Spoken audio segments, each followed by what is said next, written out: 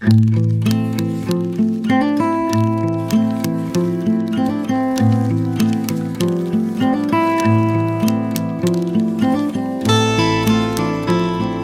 we come from is no mystery. The mystery is how that origin story shapes who we become.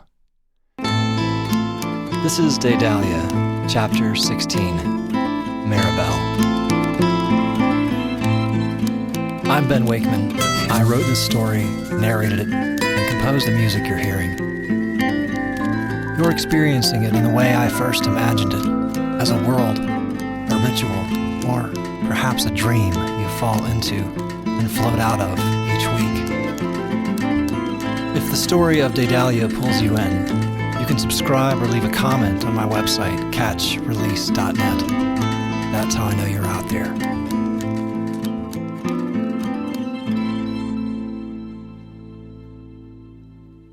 Previously, Kelly wrote in her journal about kissing Lefty and feeling unsettled by desire, her own dissociation, and the pressure of what the relationship had become. Over the next weeks, they fumbled towards sex, boundaries, and cohabitation, while Kelly feared Ona might be gone and worried that her ability to do the work would suffer. Now, on with the story. In the fall of 1995, Lefty and Kelly bought a house in Santa Fe, New Mexico. While they would own several homes in different parts of the world in the years that followed, this 4-bedroom adobe-style home on 3 acres in the foothills, with a separate shed for Kelly to work in, would always be the place they called home. They named the ranch Marabelle, after me, their only daughter. Knowing what you know of my parents so far, it won't come as any surprise to you that I wasn't exactly part of their plan. If my math is right, I was likely conceived around the time my mother wrote those journal entries in the spring of 1995 about the decided shift in their relationship. I've waited until this part of their story to reveal myself to you because it only seems fair. As much as I'd prefer to remain outside the story, it's important you know who your unreliable narrator is going forward. I'm not sure if I factored into their decision to settle in Santa Fe, or if they had already decided before they knew I was coming and made the choice to keep me. There's a strong case to be made that the allure of the landscape and the community of artists who live in the area influenced their decision because Kelly's work through this period drastically changed. I was born in Kelly's shed on a frigid afternoon in December of 1996. I came a week early and so fast that Kelly barely had time to put her brushes down. I imagined her standing in front of the large canvas she was working on, her belly brushing the muslin as she leaned forward to work on the details she's famous for. I'm not sure what they would have done if the new housekeeper, Maria, hadn't been there. She wasn't a proper midwife, but she had helped bring many babies into the world and apparently knew exactly what to do. After her heroic assistance that day, she got promoted to full-time nanny, and in the daily, practical ways, she would be my mother for the first 10 years of my life. The house, when they bought it, had been a wreck. It had belonged to a well-known local artist who had done very well in the 70s, but eventually lost everything and had to abandon the place. Lefty says when they first visited the place, it was well on its way to becoming reclaimed by the landscape, with all the windows broken out, coyotes scat in many of the rooms, bird nests in the eaves, and spider webs spanning the door frames. They both fell in love with the 360 view of the desert and the mountains, and the artist's shed was perfect, already fitted with big windows and skylights. It took nearly 2 years to completely renovate the main house, so I slept in a bassinet at the foot of my parents' temporary bed near the wood stove in the large one-room shed.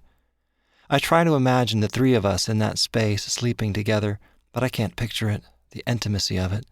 We weren't that kind of family. Daedalia's next big series was well underway the minute they moved in, and my mother's growing belly didn't seem to slow her down.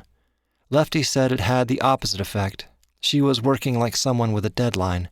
She forgot to eat and barely slept, despite Lefty's hovering and hand-wringing.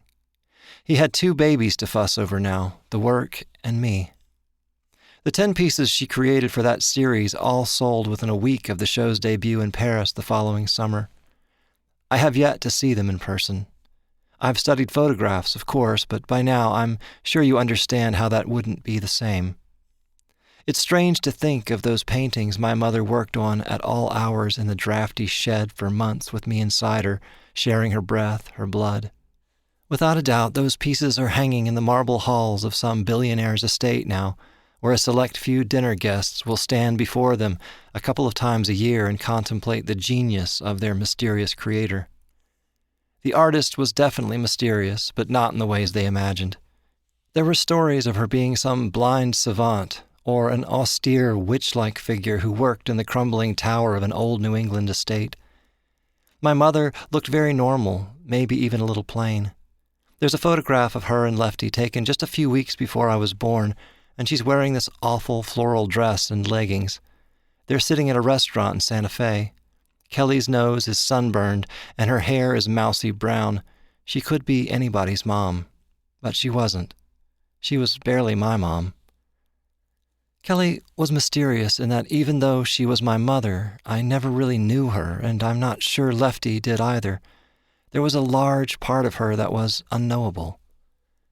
My earliest memories are of playing on the floor of that shed with sunlight filtering through from above and my mother working on a stepladder. The cavernous room was silent except for the scratching of her pencil, the graphite sharpened to the length of a hummingbird's beak on the board in front of her. There was a steady, unrelenting, almost mechanical rhythm to the sound. It would continue for what seemed like hours without a single pause. When I looked up from my little play kitchen to the vast, white monolith of the canvas she was working on, I remember being frightened. My mother was standing at the center of this void and summoning from it a world so flawless and intricate that it made the room and everything in it, including me, seem like a primitive sketch, unfinished and inconsequential. I remember crying really hard for what seemed like hours, and she never turned around. I'm sure it was probably no more than a few minutes before Maria came in and scooped me up into the warm softness of her bosom and the smell of cornmeal. I believe Maria was the only other person besides Lefty and me who knew the true identity of Daedalia. I don't recall us ever having regular guests at Marabelle. It wasn't until I was almost 12 that they told me the first version I understood of their secret. It was around that time that they started putting a padlock on the shed door, so if I happened to have a curious friend come over, we wouldn't go exploring out there. I remember sitting at the breakfast table in the kitchen on a summer morning after my mother had gone out to start working, and Lefty was preparing to go away on another business trip. I was eating a bowl of cereal and he was making coffee. Maria was busy in some other part of the house. I asked Lefty why it was such a big secret who Mommy was. His back was to me, and he was stirring cream into his coffee. He paused mid-stir, and the kitchen was so quiet I could hear the faintest sound of music coming from the shed, which was probably 30 yards away from the house. "Well, that's a good question, Pumpkin." He finished preparing his coffee and then came over to sit at the table. "Your mom's a private person, and she has an amazing magical gift. We keep the secret to protect her."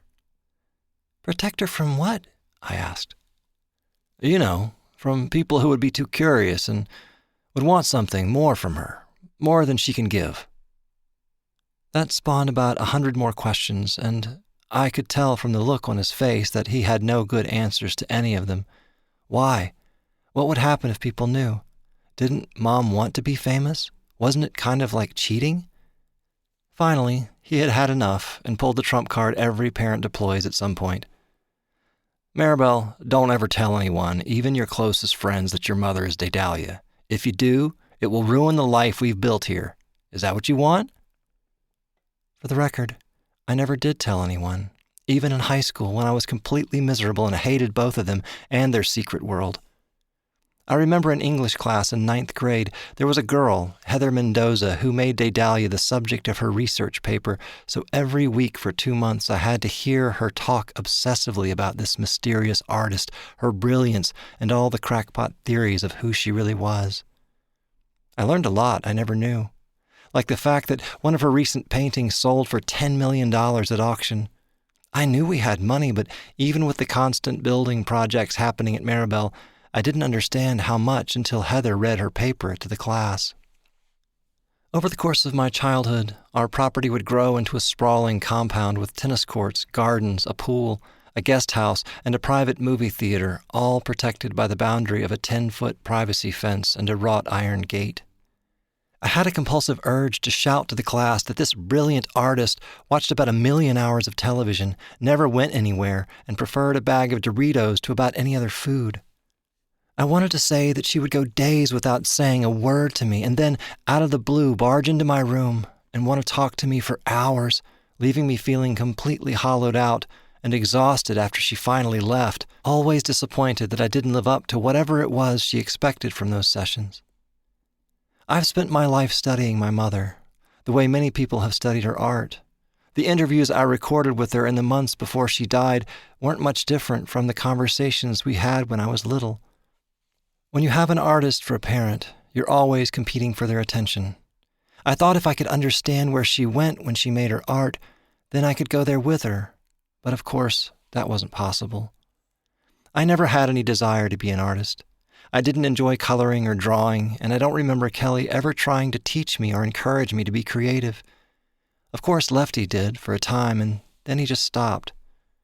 Maybe he was conflicted about pushing me the way he had been pushed by his father, or maybe he decided he couldn't manage 2 artists. It's possible he didn't see the same return on investment that he had in Kelly. That sounds horrible. I'm not being fair to him. I can hear Kelly saying this in my head. Lefty has always been there, steady. I didn't intend to reveal myself so early in the story. This book isn't about me. This book is their story in which I play a supporting role. In the coming chapters, I'll do my best to disappear back into the telling. That's where we'll leave it, for now.